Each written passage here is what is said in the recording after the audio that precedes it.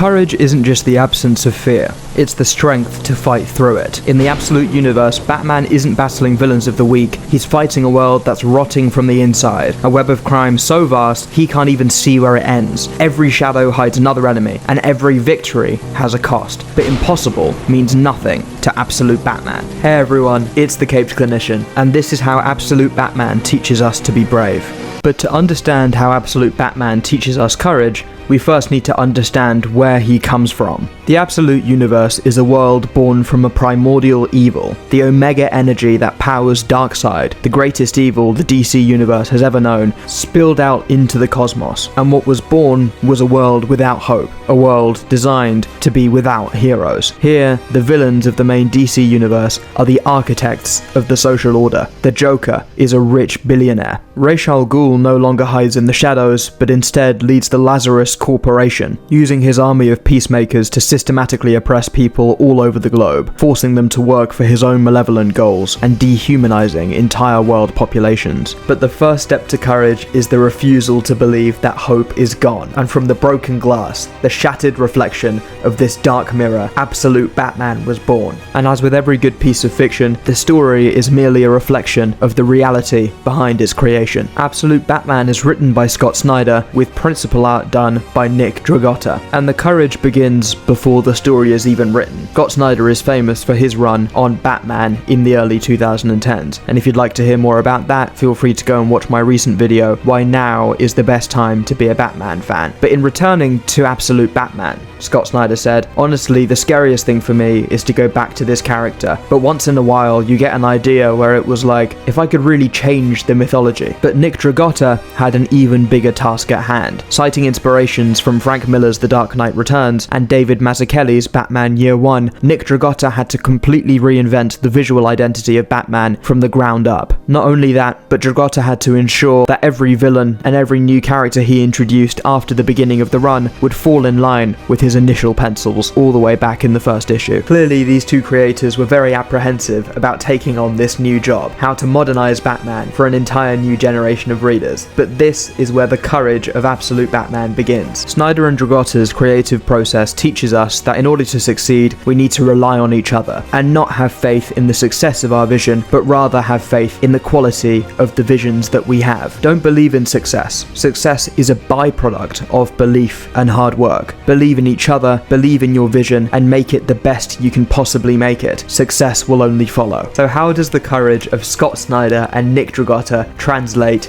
into the courage of Absolute Batman? And how does he teach us to be brave? In the first arc of Absolute Batman, called The Zoo, Batman takes on a gang of criminals called the Party Animals that have invaded Gotham and infected the city with a brand of merciless violence. Alfred, a Secret Service agent in this universe, narrates Batman's escapades and his battle against the Party Animals. "When I was in Special Forces, my commanders always said what makes a great leader is knowing when to advance forward and when to retreat and regroup. Campaigns are long, 1 AF, 1 RR. Every battle, I think this one. This is where he'll realize it's time to retreat and regroup. And yet, he plans everything, uses everything." Soon after, the Party Animals find his caves in the empty high-rises, as I did. I tried to picture Bruce up there, at the moment he finally understands, when he sees and gets the message, retreat and regroup Batman, freaking R. But that moment doesn't come, and it hits me then. Maybe that's what he is. All he is. One long advance forward.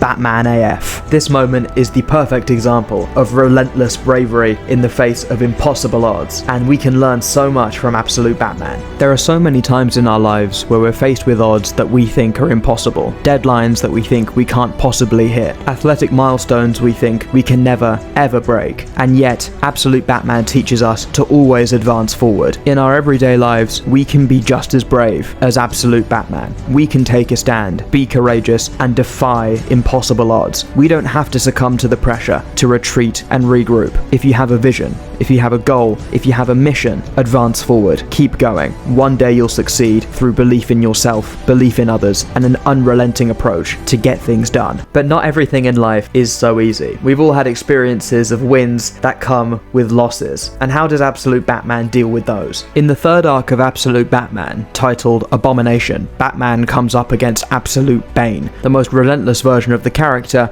ever designed. and in this story, everything takes a tragic turn. In Snyder and Dragotta's dramatic reimagining of Batman, they placed Bruce as a young man who grew up in Crime Alley, with other familiar characters like Oswald Cobblepot, Harvey Dent, and Waylon Jones, characters who in the main DC universe become the Penguin, Two-Face, and Killer Croc respectively. Now it always felt like perhaps this was a ticking time bomb. How do we get the absolute versions of these characters? But Snyder and Dragotta made it so that we didn't want to see these people turn to villainy. We believed in the friendships they had with Bruce, and so their tragic downfall became all the more heartbreaking. Trapped in Ark M, this universe's version of Arkham Asylum, Batman comes up against a variety of new foes, like Clayface and Poison Ivy. But as he tries to escape, he realizes something horrible has happened to his friend Waylon Jones. Waylon has been transformed into a monster. He's been transformed into Killer Croc. Waylon begs Batman to kill him, but Batman refuses, and this shows a type of courage that we can all aspire to have in our daily lives. The challenges that we face in life are often unexpected, and we can't get through them without the help of others. In this moment, Batman doesn't just show belief in himself, but he shows belief in Waylon when Waylon has lost faith. Sometimes when people are struggling, we need to be brave for them. We need to be the ones to lift other people up and tell them that everything is going to be okay, that we see the value in the people around us and in our communities, and that everything is going to be okay as long as we stick together. It's so often that life throws obstacles at us so hard and so fast that we start to lose faith in ourselves. We start to fear that perhaps everything that we've been working towards has been a waste of time and that we should give up. But we can have the bravery and the courage to inspire other people to keep going, and in return, our communities will help us in our times of need. And doing what you do to help others and believing in your principles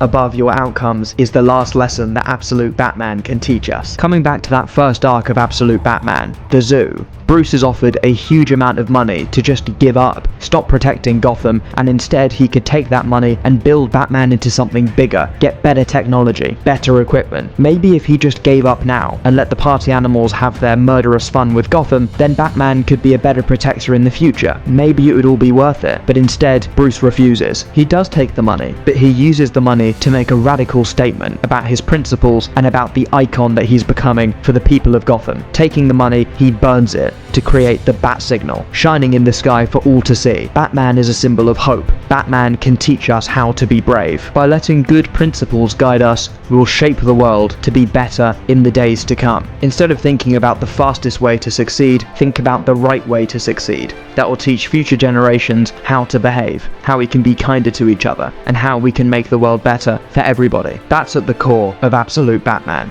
Scott Snyder said, "It's writing it so your kids feel like it's an invitation to be better than us. If you have to burn down the things that we made to make something better, do it. Just go for it. Be Batman." Thank you very much for watching this video. I hope you learned something new, and if you did, feel free to like, comment and subscribe to grow this community. I'm still a very small channel, but I appreciate all of your support so far, and I'm blown away by the fact that we have over 100 subscribers so far. I'll leave you with just one thing. When life throws its next challenge at you, don't feel the pressure to retreat and regroup. Instead, run at it head first. Don't just be you AF.